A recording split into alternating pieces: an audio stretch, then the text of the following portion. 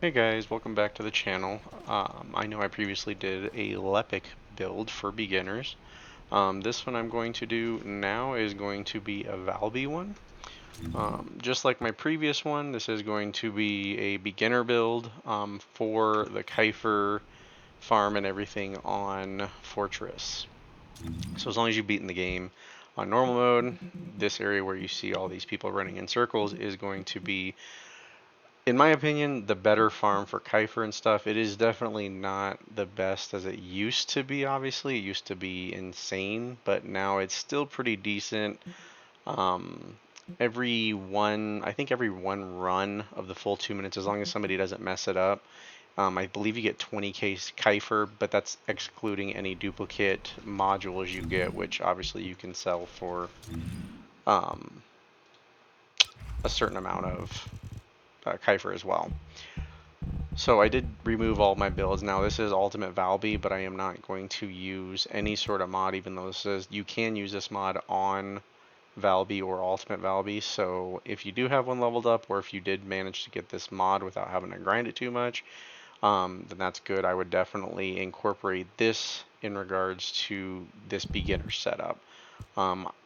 If I were doing it, I would probably, if anything, I would probably remove, I would say, probably focus on non-attribute.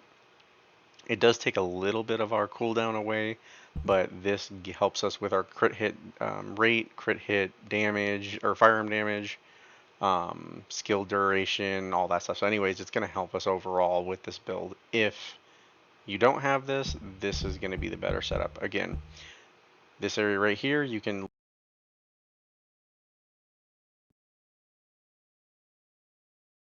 again, this does level me up to, or gives me extra 10 points when I level it all the way up. If I did have the emblem on here, I would get another 5 points, which this would be 63 points, okay? I am basing this build off of 63 points. So that's with an energy activator and this being emblem, so at least one reset. I didn't put anything in these three because these are ones that I have added. I kept it very basic. This is the first one you get. This is the other one you get automatically when having Ultimate Valby. So I just added those two and didn't mess with any of the other ones to make it a little more simplified. Now the first one I would definitely get, so what we're trying to do is focus on damage and essentially survivability. Now this farm, if you're doing it by yourself, is going to be pretty tough only because that boss hits pretty hard and I don't really have anything in here that helps with basically deterring like any XP, or I'm sorry, not XP, HP, or any shields, essentially like defense and stuff. You really don't want to put defense on because he burns through your shield really fast. Increased HP would probably be the one I would go for. And you can obviously switch any of these out. You feel is not necessary, like crit hit rate. You don't have to have crit hit rate on. I always recommend basically anything with cooldown for this farm. So skill cooldown 6.1, and we get non-attribute skill because obviously if you look at her stuff, it's non-attribute and dimension. Okay, so that's what I would recommend. Nimble fingers, cooldown by 25% or 25.6%. Extension is a duration, so these three are pretty good to have. This one does take your MP down, but it does give you some cooldown. So I would recommend these four and this one. If you're just getting started out and your Valby is not at least a level 40, I would grind up to a 40 before trying to do this at least, just so you have some survivability. So we're gonna run over here now. Your crits won't be crazy or anything like that because we're not using supply moisture.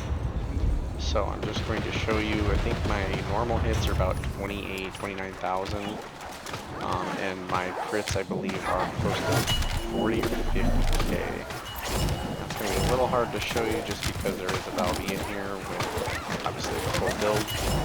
If you look at my cooldown right now on my V, it's basically following what, so like right there, I died a little, I didn't die, but got hit pretty bad.